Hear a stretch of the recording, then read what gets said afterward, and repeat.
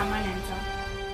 सातपूर परिसरातील शिवाजीनगर येथे स्थित कुबेर भंडारी महादेव मंदिराची दानपेटी चोरट्यांनी फोडल्याची घटना समोर आली आहे। चोरट्यांनी रात्रीच्या वेळी मंदिराच्या परिसरात प्रवेश करून दानपेटीतील रक्कम चोरली आहे। या घटनेची संपूर्ण चित्रफित सीसीटीव्ही कॅमेऱ्यात कैद झाली असून फुटेजच्या आधारे पोलीस चोरट्यांचा शोध घेत आहेत।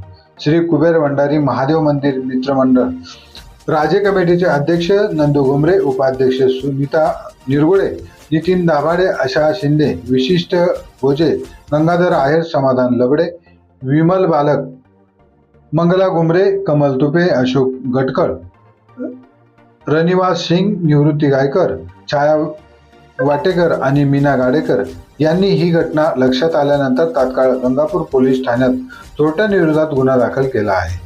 मंदिराच्या परिसरात सीसीटीव्ही कॅमेरे लावलेले असल्यामुळे चोरट्यांनी ओळख पटवण्यात मदत होण्याची शक्यता आहे।